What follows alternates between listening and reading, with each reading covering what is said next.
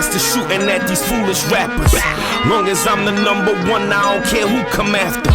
When I came from Africa, they call me booty scratcher.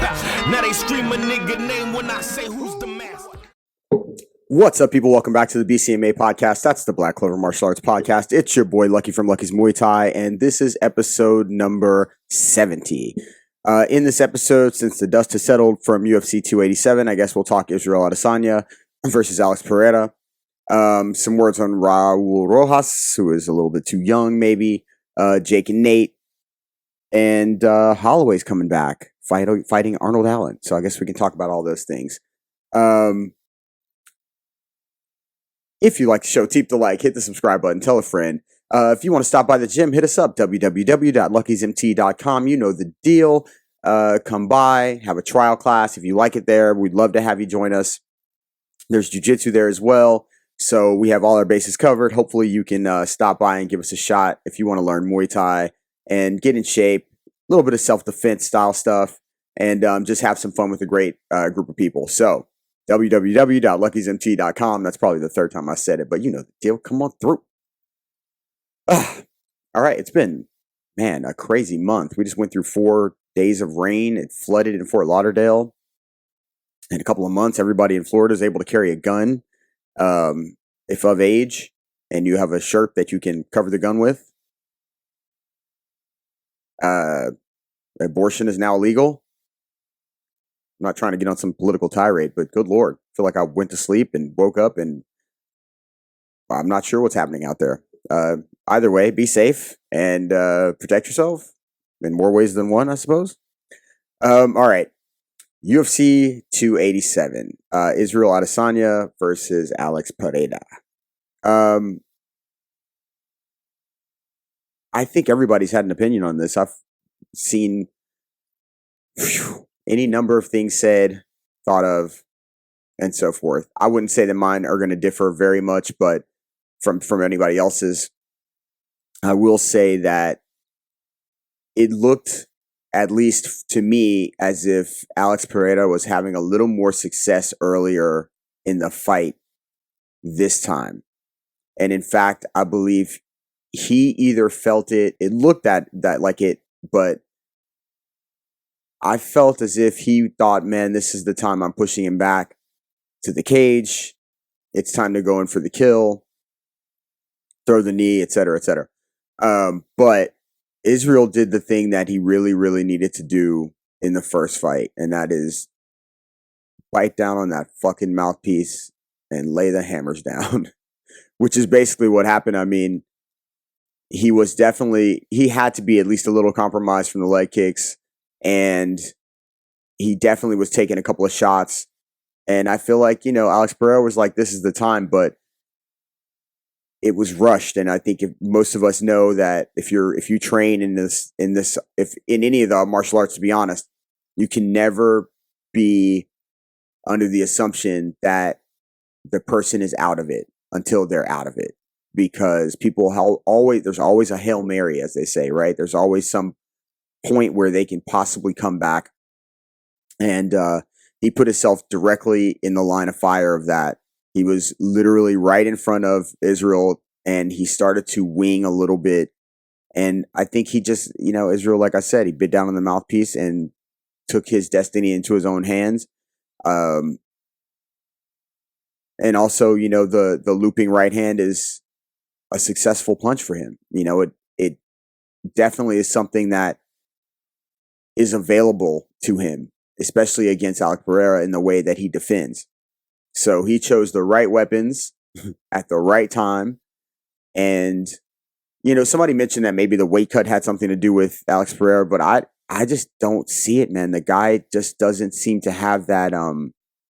Usually when the weight cut affects guys, to me, I can visibly see it in how they're moving, even early in fights. He didn't look that way to me. In fact, he looked charged.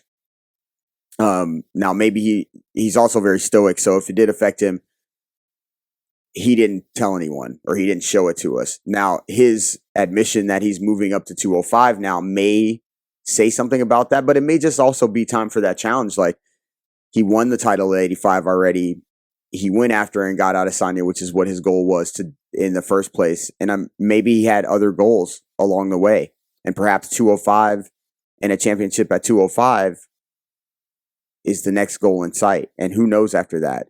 I've already said that if Israel and Pereira decided that they wanted to retire today, they both have the legacies coming from kickboxing into MMA. I mean, there aren't many that are more legit than these two when it comes to champions. Alex Pereira, double champion and UFC champion.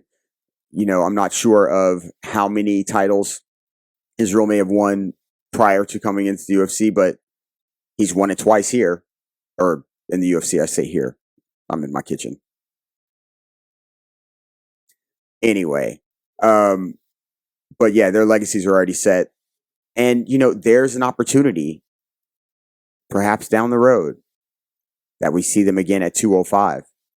Remember that the whole point of fighting Blachowicz was that Israel wanted to prepare to try to fight John Jones at 205. So the chances that might happen, that you might see them fight a fifth time at 205, I mean, it's right there, man. I think it's written in the tea leaves, but it's going to take maybe a year, 2 years before we see it. Maybe a year and a half. That's my call. That's my guess. Year and a half, 2 years, we see Adesanya, Pereira, 5, 3, whatever, at 205. So be looking out for it, because usually I'm pretty right about these things, but also not. All right, real quick, I just want to discuss Raul Rojas, who lost to Christian Rodriguez, who is not getting any shine from his win. Rojas is only getting maybe constructive and negative energy for his loss. Also for his mouth. Maybe they should take some notes from me, he says,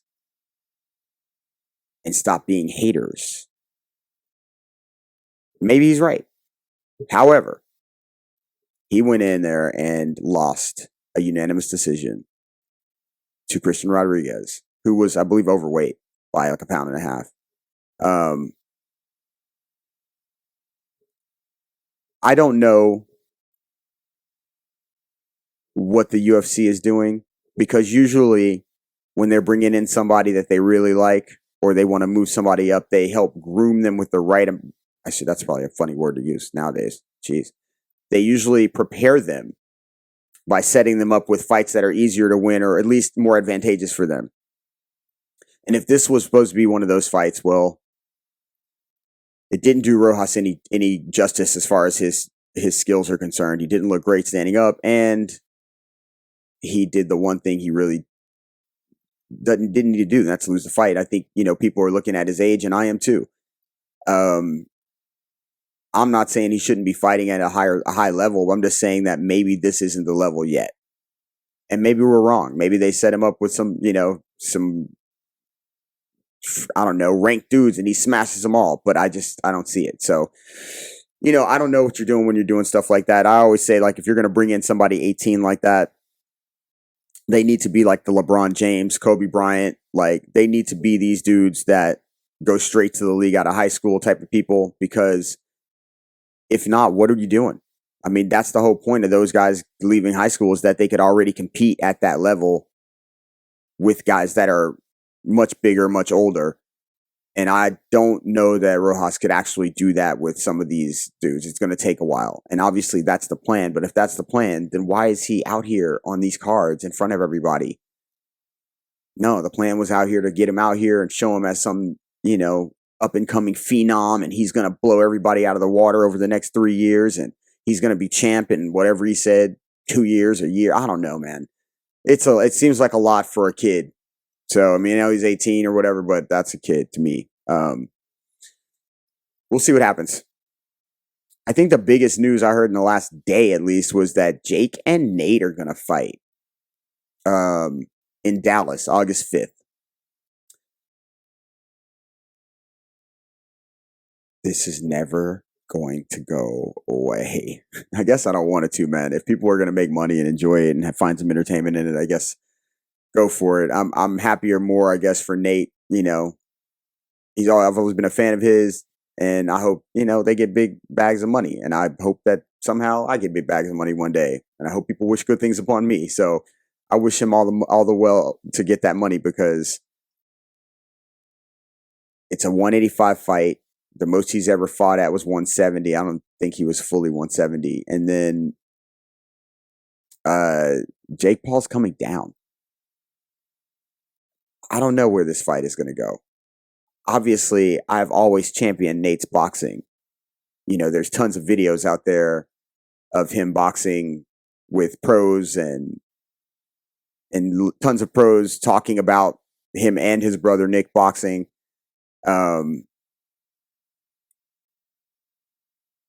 Jake is not the level of boxer that Nate or Nick is, but he's big, man, and he hits hard. And Tommy Fury can attest to, at least, he's a big, strong guy. He hits hard. Obviously, we know Nate's going to do a lot of volume punching. I think the biggest concern is, can he handle the power when he gets hit by it, which for sure he will. He's a get hit kind of guy, and not in a negative way. He just likes to be able to stand in the fire and get busy. So I wouldn't say I'm looking forward to that, but I'm interested to know how it's going to turn out. And also, is this just a money grab? Is Jake Paul, now that he lost to Tommy Fury, going, you know what? What's the biggest money we can make? Is he concerned that he lost in the last fight, and so he's really ready to because he was like, told my team I'm ready for the toughest challenge. Is that the toughest challenge? Ready to jump right back in the fire for the toughest challenge? Nate Diaz, undersized, near 40 years old. Is that your toughest challenge? I mean, if it is, all right. I'm just saying, you're kind of telling on yourself a little bit if that's what you're saying. Last but not least, I mean, I really want to dig into that a little more.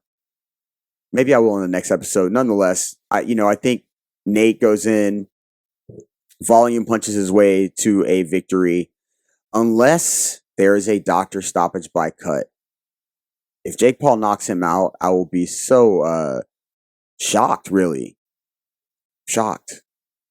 I know that his cardio won't match Nate's, but his power power is always one of those things, man, where you just don't know how somebody's going to be able to take it. So until we see Nate get hit by it, I don't know how to feel about how hard Jake Paul hits and whether or not, you know what? I mean, I really feel like Nate's going to win this fight, rolling with the punches and just volume punching the victory. So that's who I would bet on if I was a betting man. Max Holloway's coming back, best boxer in the UFC. I think he feels like he's got a little chip on his shoulder because he lost those fights to Volkanovski, but he's fighting Arnold Allen, who is I think 12 in a row, something like that. Should be a good fight. Other than that, man, I don't have much. Like I said, I wasn't trying to get into a political tirade at the beginning of this, but I don't know, man. It feels kind of funky out here in Florida. Not that it always hadn't, but if everybody thinks people from Florida are crazy, how crazy is it, do you think, that we just decided to let everybody carry a gun and make abortion illegal? Whew. Anyway, on that note, I love y'all out there, man. Be safe. If you want to stop by the gym, hit us up, www.luckysmt.com. And if you like this show, you know the deal. Drop a comment below, keep the like, hit the subscribe button, tell a friend, pass it on. And if there's something you want me to talk about, man, drop it in the comment or send me a message at Lucky's Muay Thai on Instagram. You know the deal. Peace. I'm out. I got to go pick up the kiddo. Have a good day.